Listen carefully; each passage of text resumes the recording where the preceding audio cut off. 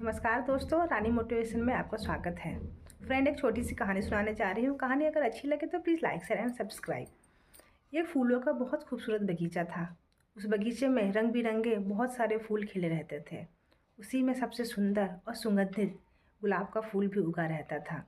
उस गुलाब के फूल को अपने ऊपर, अपनी सुंदरता पर, अपने सुगंध पर बहुत भी अहंकार था। वो हमेशा सबको अपने से छोटा समझता था और अपने आप को सबसे ज़्यादा सर्वश्रेष्ठ समझता था। उसी बगीचे के पास एक पथरीला रास्ता था, जहाँ एक बीच में बड़ा सा पत्थर पड़ा था। राहगीर वहीं से आते और उस पत्थर को ठोकरे मारते, और गुलाब उस पत्थर को देख के हमेशा मुस्कुराता और वो सोचता, उसका भी क्या जीवन है, लोग उसको हमेशा ठोकर मारते रहते हैं। एक दिन एक राहगीर उसी रास्ते से जा रहा था। उसने उस पत्थर को लात मारी और वो पत्थर लुढ़कता हुआ उसी गुलाब के पास आके जा गिरा। गुलाब उसे देखकर जोर जोर से हंसने लगा और बोलने लगा, तुम्हारा भी क्या जीवन है। मैं हमेशा तुम्हें देखता हूँ और सोचता हूँ कि भगवान ने तुम्हें क्या जीवन दिया है, और मुझे देखो, लोग मेरी सुंदरता को, मेरी खुशबू को सूंघते हैं और मुझे देखने के लिए इस बगीचे में आते हैं।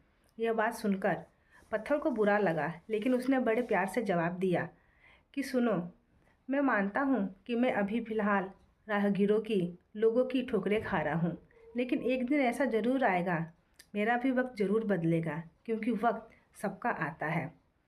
एक दिन एक मूर्तिकार उस बगीचे में आया। बगीचे में वही पत्थर पड़ा हुआ था जो लोगों की लातें खाता था, और उस मूर्तिकार को वो पत्थर पसंद आया।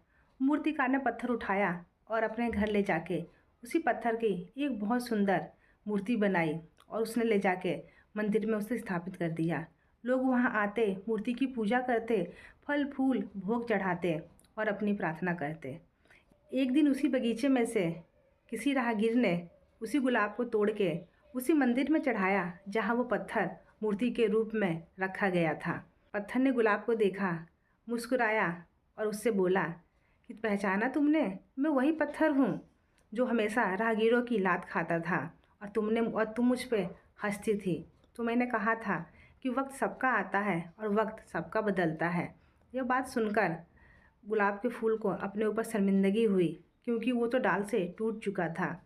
तो फ्रेंड, कहानी बहुत छोटी है, लेकिन सीख बहुत बड़ी दे जाती है कि हमें अपने जीवन में अपने रूप रंग, अपने पद पर कभी भी अहंकार नहीं करना चाहिए, क्योंकि पृथ्वी पर भगवान ने किसी भी चीज़ को मूल्यहीन नहीं बनाया है। सबका अपना अपना मूल्य है, और अपने ऊपर किसी को अहंकार नहीं करना चाहिए, क्योंकि ये वक्त है, वक्त बदलता ज़रूर है। तो फ्रेंड, कहानी अगर अच्छी लगे तो please like share and subscribe.